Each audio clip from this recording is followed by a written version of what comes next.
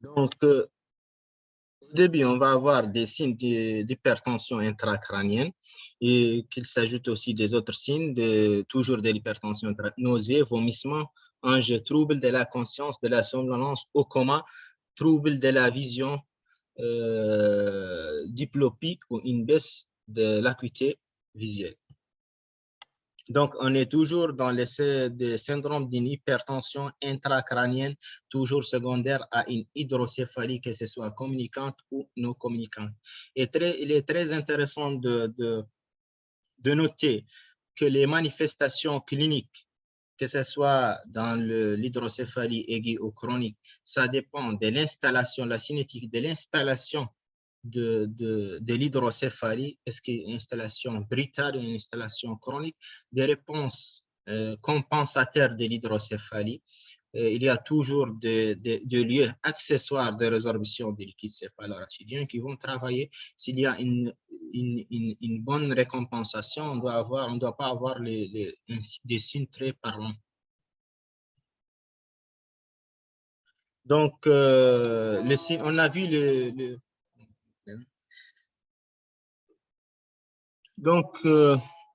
on a vu le type de description typique de l'hydrocéphalie chez un adulte ou un enfant ayant fusionné ses structures crâniennes. Maintenant, les formes cliniques. Le premier forme, c'est l'hydrocéphalie chez un enfant ayant des structures crâniennes fonctionnelles qui va avoir une macrochronie du fait de flexibilité ou fragilité de sa boîte crânienne, des structures crâniennes, une augmentation du périmètre crânien qui doit être supérieur à 2 déviations standards, des disjonctions de sutures, bombement de la fontanelle et surtout des yeux encochés du soleil comme on voit dans la photo à gauche et en bas de l'écran. Le scalp aminci avec une circulation veineuse collatérale, peau fine et luisante avec des troubles parfois de comportement, apathie, irritabilité, refus d'ITT, etc.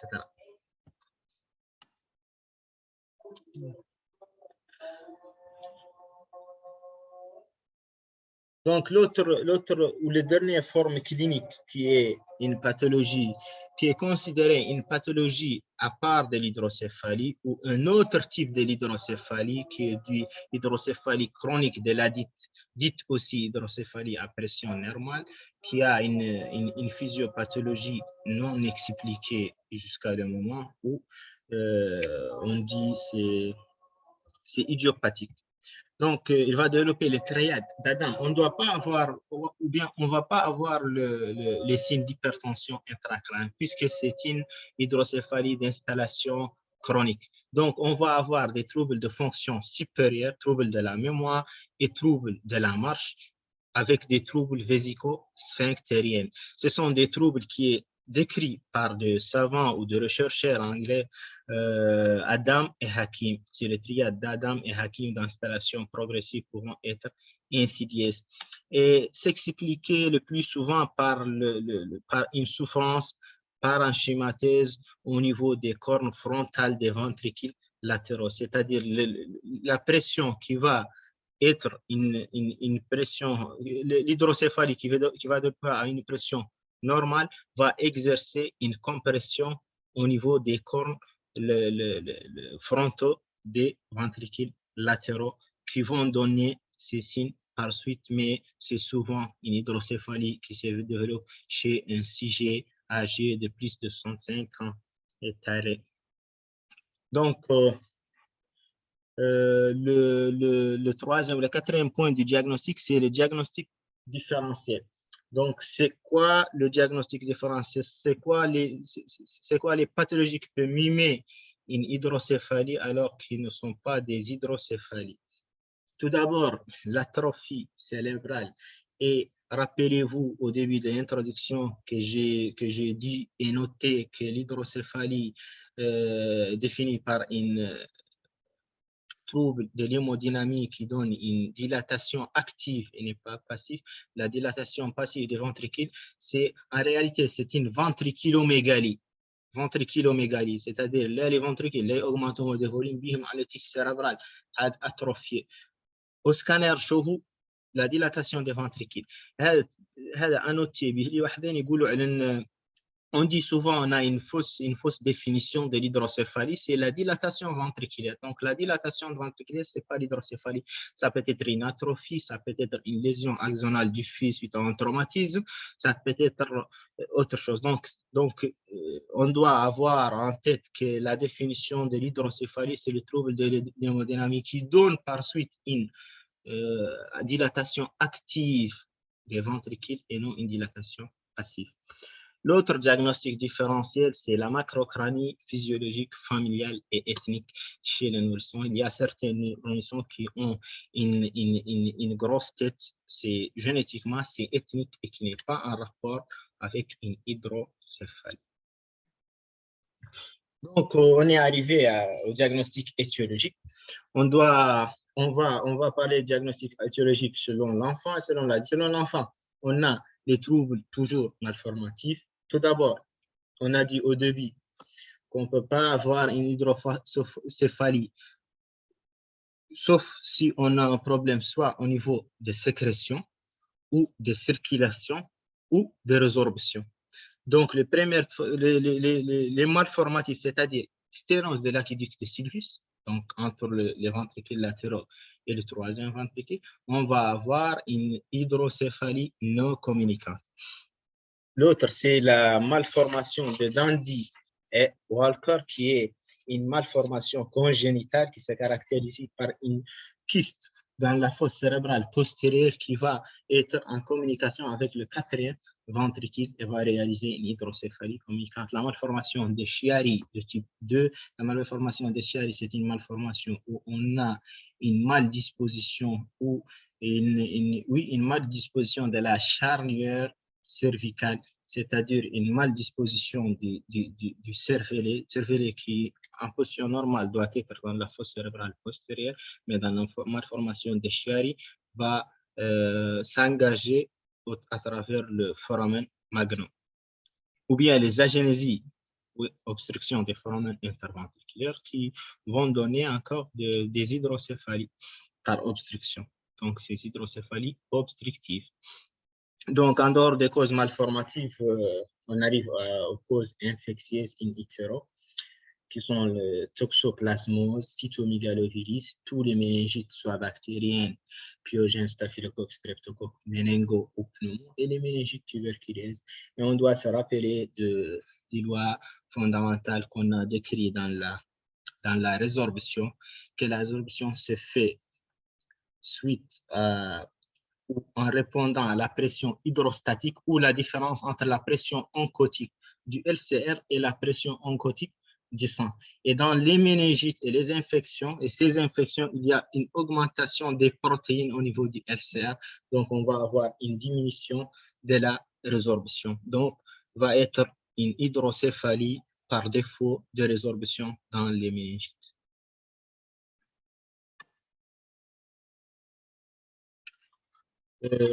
Chez l'adulte, il y a les sténoses non tumorales de l'aqueduc de Sylvius, les hémorragies méningées. Et les hémorragies méningées ont tous un traitement spécifique s'il s'agit d'hydrocéphalie. Traumatisme crânien, méningite, tumeur cérébrale, hydrocéphalie chronique dite à pression normale, idiopathique ou secondaire chez l'adulte. On est arrivé aux examens complémentaires. L'imagerie chez les nourrissons, il y a l'examen, le fameux échographie transfrontalière qui est facile tout d'abord et non traumatique. Et l'écho obstétrical, on peut même diagnostiquer une hydrocéphalie. Ok, la dilatation. On va revenir aux dilatations passives et une dilatation active. Aïcha, la dilatation active, pour ne pas compliquer les choses, la dilatation active est due à un trouble hémodynamique, c'est-à-dire on va avoir une pression qui augmente le volume du ventricule et comprime les structures voisinantes. Et la dilatation passive qui n'est pas du tout le cas. Le problème, ce n'est pas au niveau du LCR, le problème, c'est au niveau du tissu parenchymateur cérébral. qui vont atrophier et tuer les ventricules. Une ventriculomégalie. La dilatation passe une ventriculomégalie. Le ventricule هون القاعدة changeات عندنا احنا كان عندنا un conflit d'espace entre le contenu et le contenant. بيجي عندنا trois compartiments, عندنا un tissu parenchymateur وعندنا tissu vasculaire وعندنا LCR. هون le tissu parenchymateur ما هو augmente, diminue le tissu parenchymateur طابل له les LCR. فهمتي طابل له les ventricules. Donc augmentant عندنا le volume des ventricules بدون ما تعود عندنا une hydrocéphalie ولا عندنا une hypertension intracrânienne. Le problème ne se pose pas ici. Donc c'est clair. Commentaire Aïcha. بعد موضوع احنا نختار نحطها بالاجل. زين بدات ننطر بعد كيش نرجع له. قلنا عن pour l'échographie transfrontalière. L'échographie transfrontalière قلنا انها facile ou non traumatique. Même on peut diagnostiquer une hydrocéphalie in utero par une échographie obstétricale. Mais l'examen de référence, c'est-à-dire presque le scanner et l'IRM. Ici, un scanner, une coupe axiale du scanner qui présente, d'un scanner plutôt, qui présente c'est pas une ventricule, une dilatation des ventricules. On voit les cornes frontales, les cornes frontales, temporales et occipitales des ventricules. On voit l'augmentation. Et on voit une résorption une hypodensité, presque une hypodensité périventriculaire. Je ne sais pas si c'est visible par vous, mais je vois ici une hyperdensité qui s'explique par une résorption transépendymère. On a dit au début que les cellules épendymères, ce sont des cellules sécrétrices, mais peut-être des cellules résorptives s'il s'agit d'une pathologie. هون يرزربوا انت يرزربوا تشوف une hypodensité قالها l'hypodensité périventriculaire tout expliqué par la résorption transépendymère. Les cellules épendymères, les épendymophiles, que ce sont des cellules gliales. Les séquences, il y a les trois séquences pour l'IRM utile pour le diagnostic étiologique, et ce n'est pas de poser le diagnostic. On peut confirmer le diagnostic déjà par le scanner. Et le diagnostic étiologique, c'est utile d'utiliser ou de demander une IRM, que ce soit T1 ou T2 ou T2 fleur. Ici, ce sont des coupes de ventricules coupes en T2 parce que le LCR est blanc.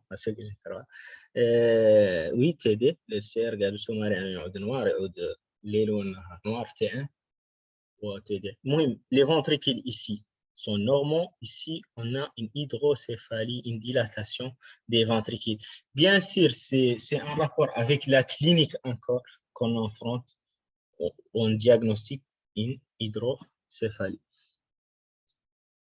C'est pas seulement radiologiquement qu'on voit une dilatation des ventricules. Et on dit il y a une dilatation des ventricules, il y a des signes de compression, il y a les signes cliniques, signes d'hypertension intracrânienne ou des signes chez un neurosciences. Il y a d'autres tests de perfusion au bilan et hydrodynamique qui n'est pas très utilisé, surtout en pratique hospitalière en Mauritanie, parce qu'il n'existe pas, mais il utilise ailleurs ces tests d'administration continue une administration continue du liquide dans le compartiment, mesure concomitante la pression intracrânienne. Il administre un liquide, il enregistre, il est comme une ponction lombaire, enregistrement d'un appareil, enregistre la résistance ou le liquide, la résistance de l'écoulement des liquides ou la sécrétion journalière. Et ils permettent d'aider le diagnostic d'une hydrocéphalie. الصوت يتقطع. عايشة قالت من نيفو جو كوب. شوف عايشة عينك على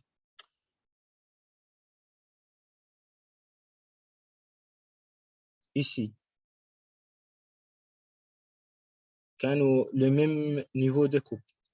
Oui, ont le même niveau de coupe. Le normal ventricule ou le ventricule très allergique ou très élargi plutôt. C'est pas allergie. TDM عندنا كاع لا كوب واحدة même niveau c'est-à-dire هون عندك les coupes sutentorielles اللي تشوفي فيهم les ventricules bien visualisés تشوفي فيهم la dilatation.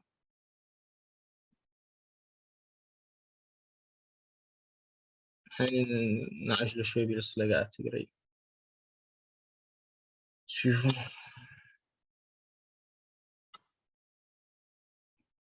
Donc, on est arrivé à la prise en charge. La prise en charge, tout d'abord, devant toute hydrocéphalie, surtout si c'est dans un contexte c'est aigu, avec le signe parlant, on doit hospitaliser le malade. Et l'examen clé du diagnostic, c'est le TDM pour une hydrocéphalie. L'IRM est utilisé surtout pour le diagnostic étiologique. OK.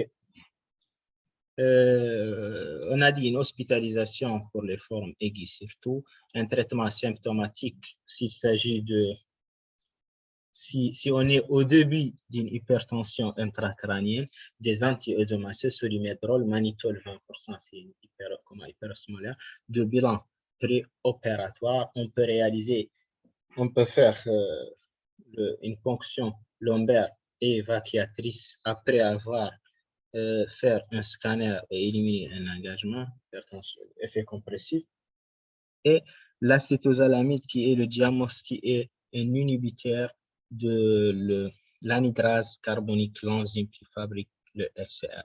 On donne parfois, mais le traitement médicamenteux, c'est un traitement n'est pas du tout efficace, surtout dans les formes aiguës. Donc, hydrocéphalie dans sa forme aiguë, une urgence neurochirurgicale, envoyez le patient à un neurochirurgien.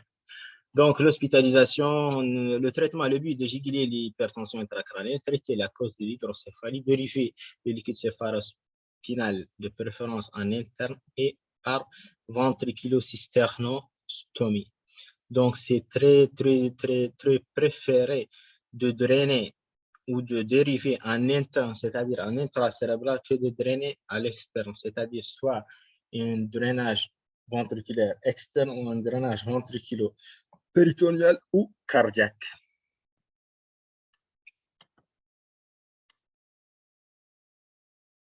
Donc, les moyens et les méthodes chirurgicaux. Le premier moyen, c'est une dérivation ventriculaire externe.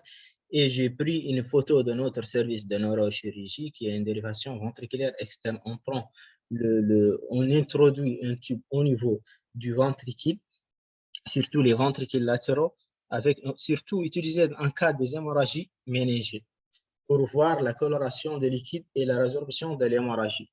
C'est ici.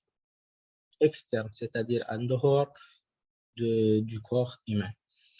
Ou bien une dérivation ventriculo-péritonéale ou ventriculo-cardiaque, ou bien une ventriculo-cysternoctomie, qui est une voie endoscopique, surtout utilisée dans les sténoses de l'aqueduc de mésencéphale pour ouvrir les sténoses ou créer un champ entre les ventricules pour laisser facilement circuler les LCR. Donc, donc, on a trois méthodes. Dérivation ventriculaire externe, dérivation ventriculo-pernant, ventriculo-cysternoctomie.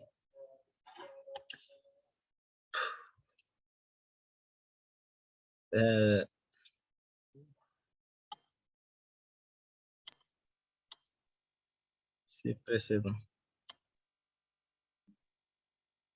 Donc, on a vu le traitement médical, les différentes techniques de traitement chirurgical. Et en conclusion, les hydrocéphalies sont une pathologie qui a une grande diversité physiopathologique, étiologique, clinique et pronostique. L'IRM et les ventriculocysternoctomie, l'IRM par ses diagnostics étiologiques surtout, les ventriculocysternoctomies avancées, diagnostiques et thérapeutiques majeurs dans la prise en charge des hydrocéphalies. Donc, merci. Si vous avez des questions, عندك بتنفذيهم على مساج من الرقم اوكي يا جماعه سامعين؟ سامعين بعد. اوكي جيسبر محمودي، كي سي بالنسبة للدريناج ما نقدروا نعدلوه عن طريق بي ال. عن طريق نو دان لي فورم ايجي ما تقدر تعدل دريناج عن طريق بي سيرتو سي سي ان ايموراج بويسك كاع نحن بارفوا يعود عندنا لي في كومبريسيف، معناها عندك لو ريسك ديزيرني. انت بيل ما تقدر تعدل يكون لين يعود اولا ما عندك دافون ان ايرجونس، ثانيا ما عندك ريسك دو لانجاجمون. انا هي تريتمون تري اديسكيتي لو بيل معناتها كاع ما تروح من بعد ما نشوفهم كاع قوالي شو ما هو عاقل ياسر من ميرسي لحمود. pour le diagnostic clinique les signes cliniques ما ضبطناهم، رجعنا عليهم شوي. لي سين كلينيك قلنا عن دياغنوستيك كلينيك عندنا تروا شوز، عندنا اما لاديلت ولا انفون ايان فيزيوني سي سيتير كرانيان، عندك سيرتو لي سين ديبرتونسيون انترا كرانيان، عندك سيفالي وعندك فوميسمان وزي اكسترا. عقب جبنا لي فورم كلينيك. فورم الصا كلينيك هما اللي فيهم سيرتو لو فورم سي لو سوجي اجي اللي هو ترياد دادام.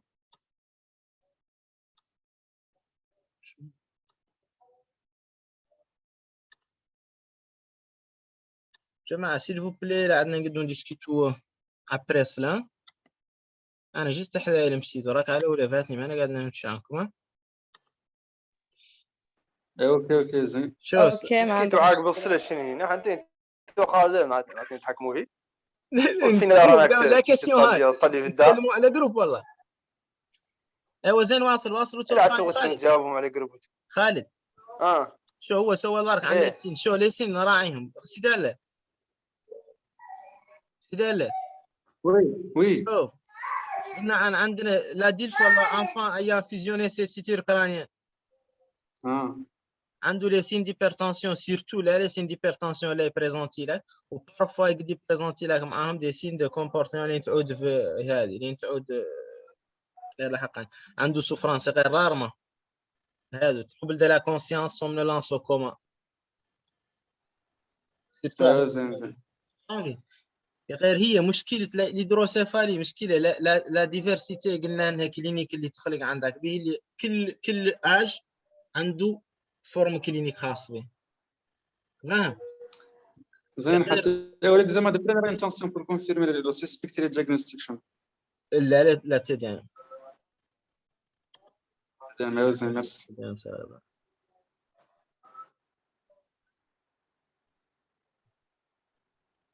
عايشة لا تهنينا على واتساب. اوكي فهم دي كاسيون اخرين.